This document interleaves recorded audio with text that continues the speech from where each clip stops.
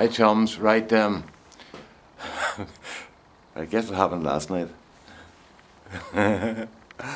Oh here, look this out there. Isn't that really fantastic? Aerodynamics? Ferrari have nothing on me. Right, more importantly, potatoes. Thank you very much for the advice you've given me. I've got loads and loads of you telling me offering your advice and knowledge, which is brilliant. You know, this is what I think YouTube is about, you know. So I'm going to show you what I've got set up here, but I might be changing it again because I got more information last night. I did another video yesterday and then I wasn't happy with it because I said a couple of things in it and they came out wrong. You know the way you say something and at the time it sounds okay and then you hear it later and you think, no, that didn't really work, you know. So this is what I've done here. I've just basically got some cardboard and a couple of fish boxes that I use for planting in and put the potatoes in there. So there's plenty of air above them, but there's air circulating around them as well. It's not completely sealed up. You can see it open at the back there. And the theory is that will allow to keep them in a certain amount of darkness. Okay, they're not getting too much light, but also if it gets really bright in here, I've got my super deflector, my super sun deflector, which I can take out and drop down like that, which will stop direct sunlight on them. But this part of the garden part of the greenhouse is actually quite shady, so it means that sorry, just my super sun deflector isn't working properly. I've just put that rubber wrap on a few minutes ago for it's going to be frosty tonight apparently. But when I felt in here about an hour ago, sorry, I felt in here and there's no discernible difference in heat, so it's not as if it's holding heat in. But this is to try and keep the light down, but give them some light, if you know what I mean. Then Dr. Key Mobile said that when he was working in a place where they did chit potatoes sort of professionally, they kept them in like a dark shed with some daylight, but dark enough to see, sorry, light enough to see, but not light enough to find something, if you know what I mean. Like, you know, you walk into your shed and you need to put a light on to find something during the day. I think that's what he means. But it's not completely dark. So that's what I'm heading for here. But I was going to say, Dr. Key Mobile, what do you think of that there as an alternative, or would you still suggest sticking them up into the shed? I really don't know much about chitting potatoes, but I will show you this. In the little porch up in the front of the house, I had some potatoes set that were just starting to chit. And look at that. There's a lovely, that's a cara, and this lovely fat little chit on top of that. Now, I never got these before. Now that porch that they're sitting in, it isn't a heated porch. It has a radiator in it, but we don't turn it on. So it's basically the same temperature as what escapes from the living room into the porch. And it's got a little bit of light coming through the top of the door where there's a little bit of stained glass with a number on it. So it's just about as bright as in there, probably during the day. So they're not getting a huge amount of light, but that seemed to work okay, you know. So that's basically my first attempt to resolve this potato care situation, and hopefully they chit okay. These ones I don't care about any potatoes at all. Incidentally, those ones there, the Maris Pipers, are not Maris Pipers, they're Maris Pear.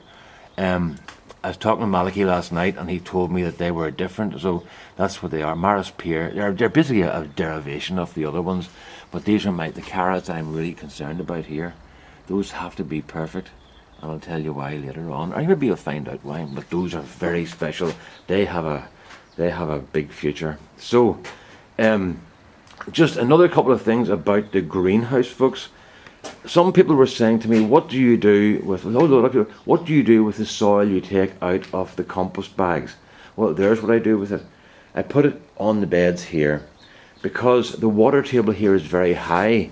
If you look over here in this corner, you can see that at the bottom of that block, that's where the water is basically. So I've raised the soil up to the top of the block, which is about 9 inches a block. I'm not too sure, I can't remember, but so that's brought up. And what I've noticed is that the tomatoes, the first couple of years of tomatoes being in this bed here, they didn't do very well, especially at this end of the bed, and I discovered they were actually standing in water. Since I raised them up and used that raised bucket affair as well, it means the roots can get down into the ground, but they don't end up standing in water, and they can kind of stop at the water and spread out rather than being stuck in it, you know.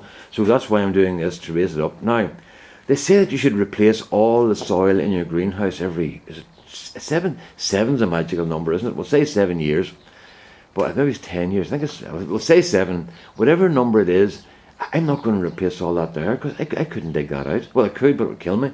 So, and that pond thing, well, I mean, this was another good idea, but it's really nice, so I can't really show you it. But what was I going to say? After all the work I did in that, I'm not going to start this carry on here. If I need to, I'll get my mates to do it for me. That's the bottom line. But then I have to fill it back up again, and that would cost a fortune. So what I'm doing is I'm amending the soil as much as possible by putting this sort of fairly fresh compost in, putting nutrients in every year, and trying not to work it too hard. But what I might do is maybe next year, that'll be 5 years or 6 years I've been doing this now in this greenhouse. I'll maybe then just do nothing in the greenhouse and put everything in put everything in pots and leave the soil just to sit fallow for a year and let it recover. I don't know. I'll see what happens when the time comes.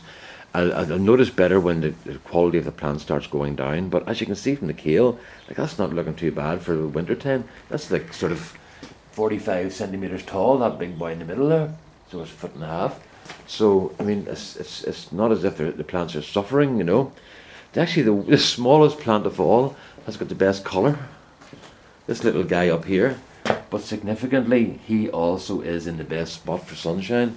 So these are all pretty washed out because the way the sun is at the moment. The sun's very low and hardly gets above the hedge at the moment, you know. So that's one of the reasons for that. I've just noticed something there. Do you see that bag there? Look at the bulges in the side of that bag. That's potatoes. So we'll be opening that one next week, and that'll be the last one. And you'll all get withdrawal symptoms after that for whatever reason, you know.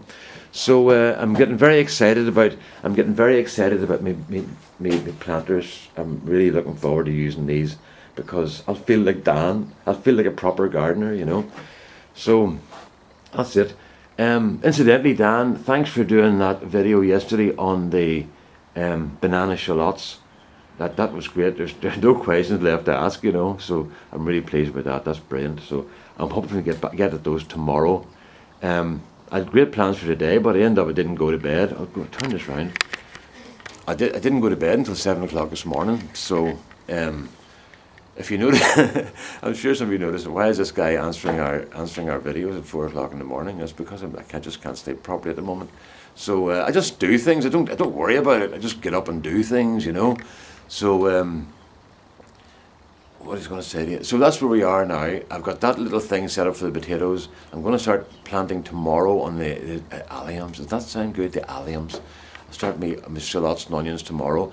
I'm going to do that thing Chris did, where he put the onion sets into pots, trays. I think that's a really super idea. So I'll do that as well. Somebody else did that as well. Yeah, Blue Star Dave, he does it as well. So we're on beards at the moment, and I used to have beards all the time. They used to call me Grizzly Adams, you know. So, but Dave has got the densest beard I ever saw, you know. And do you keep it? Do you not? I think you keep it, Dave. But maybe shear it back a bit for the summer. You're going to be killed with that thing there in your face. But as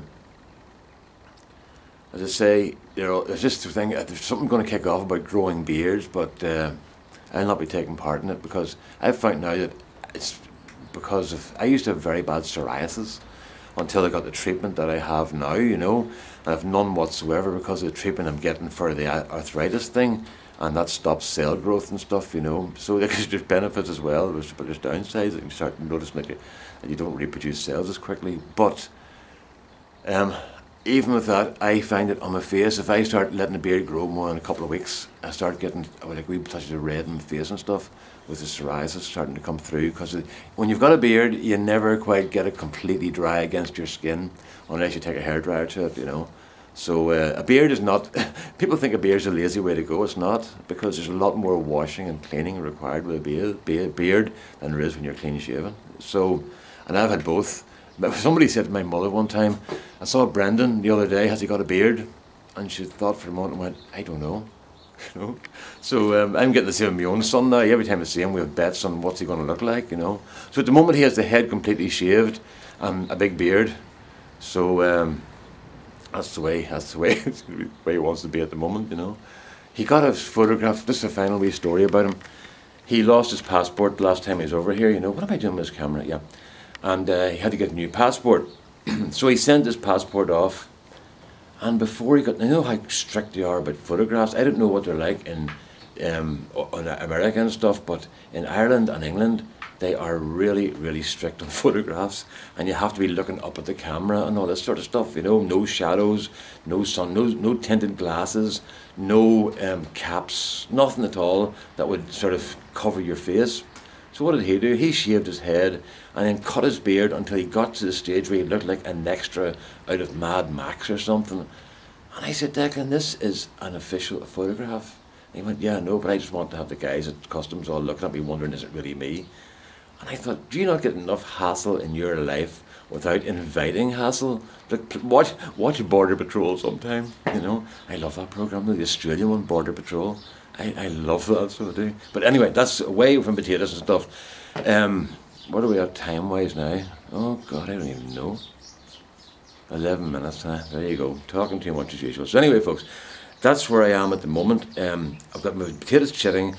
Dr. Mobile, let me know what you think of that. And I said to you last night I was going to move them up to the shed, but the problem is I've nowhere to put them because my shed is absolutely full. I'm looking at myself, I'm not looking at the camera. That's what was wrong. I couldn't get the camera set up right. I couldn't get the...